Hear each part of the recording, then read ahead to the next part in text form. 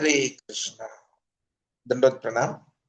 आपल्या सर्व भक्तांचं हा जो आपला साप्ताहिक कार्यक्रम आहे, दैनंदिन जीवनामध्ये भगवद्गीतेतील 108 महत्वपूर्ण श्लोक त्या सत्रामध्ये आपल्या सर्वांचं स्वागत आहे. तर आज आपण भगवद्गीतेतील हा जो प्रवास सुरू केलेला आहे, त्यातील आजचा आपण पाहायला गेलो तर आपला आहे 42वा दिवस आणि श्लोक आहे 41वा. तो श्लोक आहे 6व्या अध्यायातील 17वा श्लोक. तर असा हा महत्वपूर्ण प्रवाह आतापर्यंत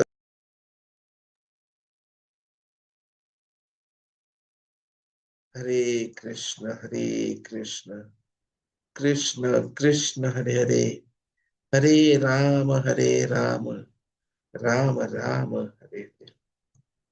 हरे कृष्ण कृष्ण कृष्ण हरे हरे, हरे राम राम राम हरे हरे. आतापर्यंत आपण महत्वपूर्ण असे श्लोक पाहिलेत आणि आता आपण ह्या 6व्या अध्यायातील ह्या श्लोकाला सुरुवात करत आहोत. हा 6वा अध्याय, ज्याचं नाव आहे ध्यान योग. युक्ताहार विहारस्य युक्त चेष्टस्य कर्मसु युक्त स्वप्न अवबोधस्य योग भवति दुःखः. कोणी बोलू इच्छित? युक्त आहार विहारस्य युक्त चेष्टस्य कर्मसु युक्त स्वप्न अवबोधस्य योगः भवति दुःखः. युक्त आहार विहारस्य युक्त चेष्टस्य कर्मसु युक्त स्वप्न अवबोधस्य योगः भवति दुःखः.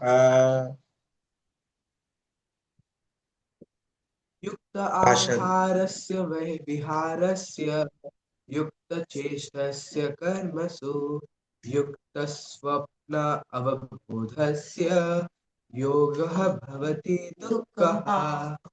हरे कृष्ण. खूप सुंदर प्रभूजी. हरे कृष्ण. हरे कृष्ण. भाषांतर: जो मनुष्य आपल्या आहार, निद्रा, विहार किंवा कर्मणूक आणि कर्म करण्याच्या जीवनात नियमित असतो, तो योगाभ्यासाद्वारे सर्व सांसारिक दुःखांचे निदान करू शकतो. तात्पर्य: अभयचरणारविंद भक्तिवेदांत स्वामी श्री प्रभुपादजींच्या द्वारे आहार, निद्रा, भय आणि मैथुन या शारीरिक गरजांच्या अतिरेकामुळे योगाभ्यासातील प्रगतीमध्ये अडथळा येऊ शकतो. आहाराचा विचार केल्यास केवळ भगवत प्रसादाचे सेवन केल्याने आहार नियमन होऊ शकते. भगवद्गीतेनुसार भगवान श्री कृष्णांना भाजीपाला, फूल, अन्नधान्य, दूध इत्यादी अर्पण केले जाते. या प्रकारे कृष्ण भावनाभावित मनुष्य हा आपोआपच मनुष्याने ग्रहण करण्यास अयोग्य असे अन्न किंवा सत्वगुण विरहित अन्न खाण्याचे टाळतात. निद्रेविषयी सांगावयाचे तर कृष्ण भावनाभावित मनुष्य सतत कृष्ण भावनाभावित कर्म करण्यामध्ये दक्ष असतो आणि म्हणून निद्रेत घालविलेला अनावश्यक काळ हा त्याच्यासाठी मोठ्या हानीप्रमाणेच असतो. अव्यर्थ कालत्वन: कृष्ण भावनाभावित मनुष्य हा भगवत सेवेमध्ये युक्त झाल्यावर बाहेर आपला वाया गेलेला एक क्षणही सहन करू शकत नाही. म्हणून तो केवळ अत्यावश्यकच झोपतो. या बाबतीत त्याचे आदर्श श्रील रूप गोस्वामी आहेत. श्रील रूप गोस्वामी नित्य कृष्ण सेवेमध्ये मन राहण्याचे आणि 2 तासांपेक्षा अधिक कधीच झोपत नाही आणि काही वेळा तर 2 तास सुद्धा नाही. हरिदास ठाकूर हे आपल्या जपमाळेवर प्रतिदिन 3 लाख वेळा जप केल्या बाहून प्रसादही ग्रहण करीत नसत किंवा झोपतही नसत. कर्माचा विचार केल्यास कृष्ण भावनाभावित मनुष्य हा श्री कृष्णांशी असंबंधित असे कोणतेही कार्य करीत नाही. म्हणून त्याचे कर्म हे कधीच इंद्रिय तृप्तीमुळे कलुषित होत नाही. इंद्रिय तृप्तीचा प्रश्नच उद्भवत नसल्यामुळे कृष्ण भावनाभावित मनुष्याला फाल्गुनी वेळ कधीच असत नाही. तो आपले कर्म, वाणी, निद्रा, जागृती आणि इतर सर्व शारीरिक कार्यांमध्ये नियमित असल्याने त्याला कोणतेही भौतिक दुःख नसते. ओम अज्ञानतिमिरान्धस्य ज्ञानाञ्जनशलाकया चक्षुरुन्मिलितं येन तस्मै श्री गुरवे नमः. श्रीचैतन्यमनोभीष्टं स्थापितमेन भूतले स्वयं रूप कदा मह्यं ददाति स्वपदान्तिकं. वन्देऽहं श्रीगुरोः श्रीयुतापदकमलं श्रीगुरून् वैष्णवांश्च. श्रीरूपं साग्रजातं सगन रघुनाथान्वितं तं सजीवं साद्वैतं सावधूतं परिजनसहितं कृष्णचैतन्यदेवं श्रीराधा कृष्णपदान् सगन ललिता श्रीविशाखान्वितांश्च. नम ओं विष्णुपदाय कृष्णपृष्ठाय भूतले श्रीमते भक्तिवेदांत स्वामी निति नामिने.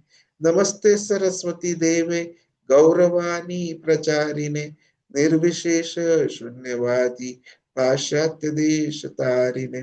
नम ओं विष्णुपदाय कृष्णपृष्ठाय भूतले श्रीमते राधानाथ स्वामी निति नामिने. वाञ्छा कल्पतरुभ्यश्च कृपा सिन्धुभ्य एव च पतितानां पावनेभ्यो वैष्णवेभ्यो नमो नमः. जय श्री कृष्ण चैतन्य प्रभु नित्यानंद श्री अद्वैत गदाधर श्रीवासादि गौर भक्त वृंद. हरे कृष्ण कृष्ण कृष्ण हरे हरे, हरे राम राम राम हरे हरे. हरे कृष्ण कृष्ण कृष्ण हरे हरे, हरे राम राम राम हरे हरे. हरे कृष्ण कृष्ण कृष्ण हरे हरे, हरे राम राम राम हरे हरे. तर आजचा हा श्लोक नियंत्रित जीवनशैली अर्थात भोजन, निद्रा, मनोरंजन, काम यामध्ये काळजीपूर्वक संतुलन राखणे कसं आवश्यक आहे ते आपल्याला समजवतो. थोडस आधी आपण 5वा आणि 6वा अध्याय यांच्यातील संबंध समजून घेऊया. श्रीकृष्णांनी अष्टांग योगाचा उल्लेख करून तो अव्यवहार्य मार्ग असल्याचे स्थापित केले आणि म्हणून भक्ती योगाला प्राधान्य द्यावं. अष्टांग योगाचा उल्लेख 5व्या अध्यायातील 27व्या श्लोकामध्ये आला आहे, जो अध्याय 6व्या साठी पार्श्वभूमी तयार करतो. अष्टांग योगाची प्रगत अवस्था जी 27-28 मध्ये वर्णन केली आहे, सराव करण्यापूर्वी व्यक्तीने खालील गोष्टी प्राप्त केल्या पाहिजेत. म्हणजे काय, तर निष्काम कर्मयोग, त्याच्याद्वारे शुद्धीकरण, मनावर पूर्ण नियंत्रण, आणि तिसरं म्हणजे सर्व भौतिक वस्तूंपासून पूर्ण उदासीनता आणि प्रभाव न पडणे. हेच आपल्या 6व्या अध्यायात आपण आता पाहतो. तर 6व्या अध्यायाचे 6 विभाग आहेत. पहिला विभाग पहिले 4 श्लोक ज्यामध्ये वैराग्यपूर्ण कर्माद्वारे योगात कशी प्रगती होते ते कळतं. दुसरा विभाग पुढचे 5 श्लोक म्हणजे 5 ते 9 ज्यामध्ये योगारूढ अवस्था, कर्म सोडणे हे आपण पाहतो. तिसरा विभाग मोठा आहे, 10व्या पासून 32वा श्लोक, योग सरावा पुढील अवस्था, ज्याच्यात आजचा आपला श्लोक येतो. चौथा विभाग 33 ते 36 परत 4 श्लोक की चंचल मनावर नियंत्रणाची आवश्यकता. मग 5वा विभाग 37 ते 45 अयशस्वी योगाचे कर्तव्य काय, आणि 6वा विभाग शेवटचे 2 श्लोक सर्वोत्तम. अष्टांग योगामधील शिफारसी पहा. आहार जास्त किंवा कमी खाऊ नये, निद्रा जास्त किंवा कमी झोपू नये, भोजन, निद्रा, मनोरंजन, कार्य यामध्ये नियमन केल्यामुळे, योगामुळे सर्व भौतिक दुःख कमी होतात. आणि भले हे अष्टांग योगासाठी म्हणत नसलं तरी कृष्ण भावना भावित व्यक्तीसाठी नियमनाचे फायदे आहेत. कारण वरील सर्व शारीरिक क्रियांमध्ये नियमन केल्याने भौतिक दुःख नष्ट होण्याच्या अवस्थेमध्ये आपण पोहोचू शकतो. आणि म्हणूनच श्रीकृष्ण युक्त हा शब्द वापरत आहेत. आता युक्त ह्या शब्दाचे अनेक अर्थ आहेत पाहायला गेलो आपण. युक्त हा शब्द योग या शब्दापासून आलाय. योग तो मूळ शब्द आहे. संपूर्ण भगवद्गीता जर आपण पाहिली तर 3 शब्द खूप वारंवार येतात. योग, योगी आणि युक्त. आणि हे सर्व मूलतः जोडलेले असा अर्थ देतात. जसं ह्याच अध्यायात आपण 8वा श्लोक जर पाहिला तर तिथे श्रील प्रभुपादांनी युक्तचा अनुवाद नियमित असा केला. नियमित म्हणजे काय तर रेग्युलेटेड. तर इथे श्रीकृष्ण काय म्हणतात, युक्त आहार विहारस्य, की जो भोजनात नियमित आहे आणि मग विहार म्हणजे मनोरंजन. आता इथे लगेच आपल्याला विचार करू शकतो, अरे इथे गोष्टी योगीबद्दल होत आहे, मग जंगलातील योगीला काय मनोरंजन असणार? प्रत्यक्षात योगी सुद्धा ब्रेक घेऊ शकतात. जेव्हा योगी आसनावर बसून ध्यान करतो तेव्हा ते अत्यंत कठीण काम असतं. म्हणून ब्रेकची गरज असते. म्हणून निसर्गाच्या सौंदर्याकडे पाहत चालणे ठीक आहे, ते युक्त आहे. म्हणूनच आपण भरत महाराजांची कथा अनेक वेळेस पाहतो. तर भरत महाराज हरिणाच्या मुलाला पाहून त्याचे रक्षण करत होते, हे चुकीचं नव्हतं. योगीनेही आजूबाजूला काय चाललं आहे याची जाणीव ठेवावी आणि निसर्गाचे सौंदर्य अनुभवून ताजेतवाने व्हायला पाहिजे. योग्य आहे. आणि म्हणून युक्त आहार विहारस्य. त्यानंतर कृष्ण काय म्हणतात, युक्त चेष्टस्य कर्मसु, म्हणजे जे कर्म करतो त्यातही नियमित असावे. आता बोलायचं झालं तर कधी कधी काही लोक असे नोकऱ्या घेतात ज्या दिवसाला 15-16 तास काम करावं लागतं. आता काही अपरिहार्य परिस्थितीमध्ये, म्हणजे समजा प्रोजेक्टची डेडलाईन वगैरे आहे, इतकं काम करावं लागतं, अपरिहार्य परिस्थिती. पण सामान्यतः अशी कारकीर्द जर निवडली तर भौतिक आणि आध्यात्मिक जीवनात असं घमासान युद्ध सुरू होऊन जातं, टक्कर होऊन जाते. आपल्याला खरं तर भौतिक आणि आध्यात्मिक हे दोघेही जीवन समांतर रुळांवर चालवायचे आहे, जिथे दोघांसाठी वेळ देता येतो. जर भौतिक जीवन आध्यात्मिक जीवनाचा कोटा घेऊ लागला तर ते अवांछनीय आहे. अशा परिस्थितीत आचार्यगण सांगतात की कारकीर्द योजना जी काही तुम्ही बनवली आहे, म्हणजे करिअर प्लॅनिंग, बदलावी लागेल आणि बुद्धिमान संतुलन असलेलं काम निवडावं लागेल. तर इथे काय, युक्त चेष्टस्य कर्मसु. आता हे जे आहे ना, हे फक्त आध्यात्मिकतेसाठी हानिकारक नाही आहे, कधी कधी भौतिक दृष्ट्या आहे. नाईट शिफ्ट मुळे जे जैविक घड्याळ आहे ना, बायोलॉजिकल क्लॉक, ते बिघडतं. आणि त्यामुळे जर पर्याय असतील तर फक्त जबाबदारी टाळू शकत नाही, पण निवडताना दीर्घकालीन ध्येय लक्षात ठेवावे. अशी कारकीर्द निवडावी ती संतुलन राखू शकते. अनेक मुली विचार करतात 10वी-12वी नंतर काय करावं, की कसं जावं आयुष्यात पुढे, आणि भक्त असले तर एस्पेशली काय करावं. तर कधीही प्रोफेशनल एखादं क्वालिफिकेशन घ्यावं. प्रोफेशनल क्वालिफिकेशन घेतल्याने काय फायदा होतो, की आपल्या मर्जीप्रमाणे आपल्याला वेळ देता येतो. कमी वेळेमध्ये सामान्यापेक्षा थोडस जास्त जे आहे लक्ष्मी संचय होतो आणि जास्त वेळ आपल्याला परिवार आणि आध्यात्मिकतेसाठी देतात. उदाहरणार्थ डॉक्टर बना, वकील बना, जे इंडिपेंडेंट असतात. तर इथे आता कृष्ण काय म्हणतात, युक्त स्वप्न अवबोधस्य, बाबा निद्रेतही नियमित असावं. तर जेव्हा अशा प्रकारे नियमित राहून योग सराव केला तर योग भवती दुःख. दुःख हा म्हणजे काय, तर दुःखांचा नाश. हनती, हंतीवरनं हा शब्द आला. हंती म्हणजे नष्ट करणे. म्हणून भौतिक क्रियांचे नियमन आवश्यक आहे. अन्यथा योग सराव केंद्रित होत नाही, फलदायी होत नाही आणि दुःखांपासून मुक्तीही मिळत नाही.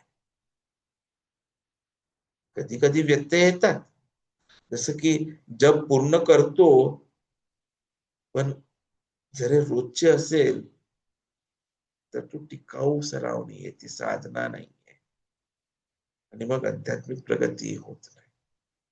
थोडीफार प्रगती होईल, म्हणजे आपण म्हणतो ना एकदम एक्साइटिंग गंभीर प्रगती, ती होणार.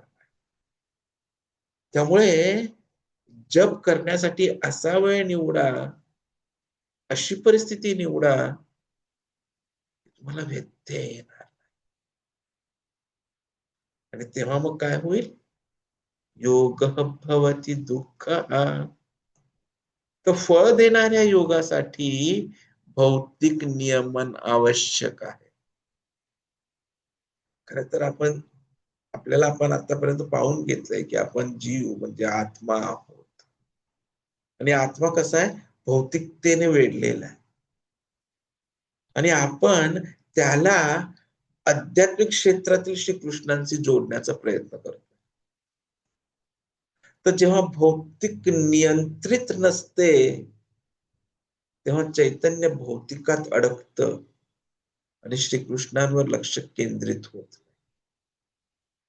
पण भौतिकता जर नियमित असेल, नियमन असलं, तर भौतिक गोष्टींबद्दल जास्त विचार करावा लागत नाही की अरे ह्यावेळी झोपायचंय, ह्यावेळी जागायचंय, इतके तास झोपणं हेच नियमित असतं. आता सध्या विचार येतात ना, कारण की नियमन नाही. नियमन म्हणजे काय, तर आपोआप अशी सवय लागली की तेवढंच. कधी कधी अतिश्रमामुळे जास्त विश्रांती घ्यावी लागते, पण सामान्यतः नियमन असल्यास ऊर्जा जी असते ना आपली, ती इतर गोष्टींसाठी मुक्त होते. जेव्हा निद्रेत नियमन नसते तेव्हा जास्त झोपावे की उठावे यात संघर्ष होतो. जो 1 तास 2 तास घेऊ शकतो, कधी कधी अलार्म बंद करून पुन्हा झोपतो आपण. त्याचप्रमाणे इनफॅक्ट मला आठवतं की अनेक जण असं मल्टिपल अलार्म्स लावून ठेवतात किंवा बाबा त्यांना माहितीये लगेच उठलं होणार नाही, भांडण होणारच आहे, ते 1-2 तास जाऊ नये म्हणून वेगवेगळे अलार्म लावतो. आणि काही काही लोक तर प्रत्येक अलार्म बंद करतात म्हणून त्यांनी काय केलं, आता असा अलार्म काढलाय की जोपर्यंत तुम्ही 5-6 गोष्टी एकत्र जॉईन करते तोपर्यंत ते वाजत राहतात, म्हणजे उठच बाबा. जसं आपण इथे पाहतो ना निद्रेविषयी, त्याचप्रमाणे नियमित भोजन करणंही आवश्यक. आपण जेव्हा नियमित असतो ना तेव्हा वेळ असल्यास स्नॅक्स घ्यावे की नाही याचा विचारच येत नाही. 2 दिवसापूर्वी परमपूज्य राधेश्याम प्रभूजी सांगत होते, what waste you eat is seen in the waist. जो कचरा तुम्ही पाहतात तो वेस्ट मध्ये दिसतो. वेस्ट म्हणजे ही वेस्ट, पोटाची कंबर. म्हणून नियमनामुळे मानसिक ऊर्जा मुक्त होते आणि अधिक उद्देशपूर्ण कामासाठी वापरता येते. अन्यथा मन काय असतं ना, ते नेहमी भोजन, निद्रा, मैथून, रक्षण यांच्याकडे धावतं आणि विखुरतं. श्रील प्रभुपाद तात्पर्यामध्ये खूप महत्वाची गोष्ट सांगतात की ह्या शारीरिक गरजा यामध्ये अतिरेक योग सरावात अडथळा आणतो. साधारणपणे आहार म्हणजे भोजन, विहारस्य म्हणजे त्यांनी सांगितलं की प्राथमिक मनोरंजन हेतू आपण जे काही कार्य करतो. ज्येष्ठ सुकर्मसु म्हणजे प्राथमिक कर्तव्य. प्राथमिक कर्तव्य काय की बाबा रक्षण, भोजन यांची व्यवस्था राखणं. स्वप्नवबोधस्य म्हणजे काय तर निद्रा. तर असं जर आपण पाहिलं ना, तर हा संपूर्ण श्लोक जो आहे या भोजन, निद्रा, रक्षा, मैथून या 4 प्रक्रियांशी संबंधित आहे. आणि तात्पर्यामध्ये प्रभुपादजी निद्रेत अनावश्यक वेळ घालवणं हे खूप मोठं नुकसान कसं आहे हे समजावून सांगतात. आपणही अनेकदा ऐकलं असेल टाइम इज मनी. नेहमी म्हणतो आपण वेळ म्हणजे पैसा. अरे हो, पण मग हे पूर्णपणे लागू तर करा. आपण पैशाचा विचार न करता खर्च करतो का? नाही, विचार करूनच खर्च करतो किंवा देतो. पण वेळ कोणाशीही विचार न करता खर्च करतो. जर वेळ म्हणजे पैसा हे खरंच आपण समजतो, तर मग आपण वेळ कशी खर्च करतो आणि इतरांची वेळ कशी घेतो याबाबत जागृत राहूया ना. चाणक्य पंडित म्हणतात की 1000 सोन्याच्या मुद्रा दिल्या तरी एक क्षण परत मिळवता येईल.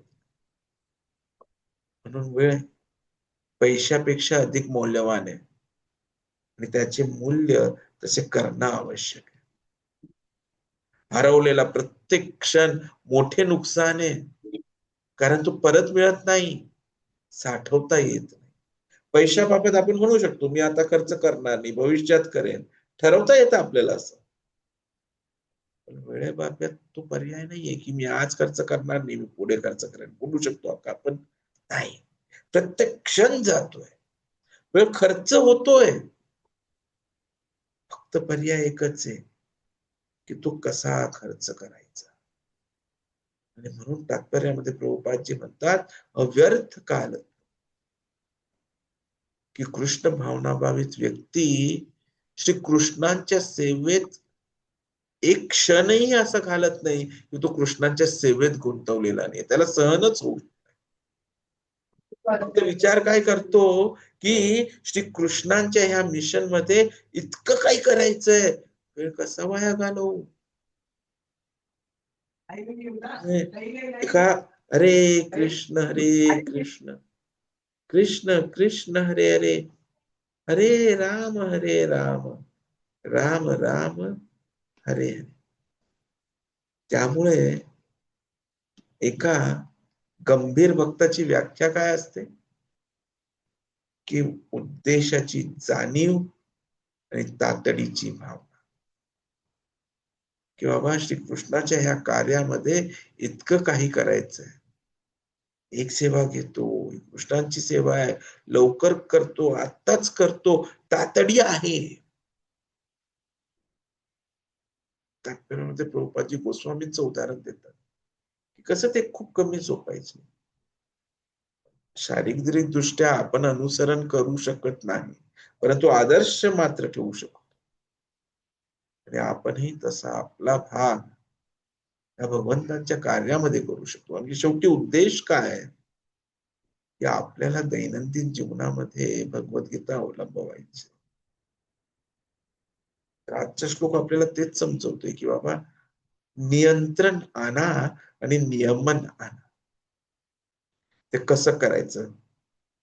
जर जेवत असताना आणखी खावं की नाही असा विचार आला ना, तर लगेच उत्तर यायला पाहिजे नाही. शरीराचा सिग्नल पुरेसा आहे, कमी खाणं सुरक्षित आहे जास्त खाण्यापेक्षा. परंतु आध्यात्मिक कार्य त्याच्यात एक्झॅक्ट उलट आहे. आध्यात्मिक क्रियेसाठी आणखी करावं की नाही असा विचार जर आला तर तिथे उत्तर आहे येस. बाबा नाही, हे जे आहे ना हे पूर्ण नाहीये, अजून करतो. तर आता हे जस्ट मी तुम्हाला नियम नाही, एक सामान्य मार्गदर्शक तत्व बोलतोय जे आपल्याला मदत करू शकतं. परंतु जेव्हा आपण आपल्या आयुष्यात असं नियमन घेऊन येतो तेव्हा आपोआपच आपलं जे लक्ष आहे ते आपल्या मंत्रोच्चारावर जास्त चांगलं केंद्रित होऊ शकतं. आणि जेव्हा आपण जप शुद्धतेने करतो, पूर्ण भावनेने करतो, निष्ठेने करतो, तेव्हा आपोआपच त्या हरे कृष्ण महामंत्र जपाचा जो फायदा आहे तो आपल्याला जाणवू लागतो. सर्व समस्यांपासून, सर्व दुःखांपासून आपण आपोआप हळूहळू मुक्त होतो आणि आपली प्रगती कृष्ण भावनामृतच्या पथावर पुढे होत राहून एक दिवस आपल्याला कृष्ण प्रेमाची प्राप्ती ही नक्की होऊ शकते. हरे कृष्ण.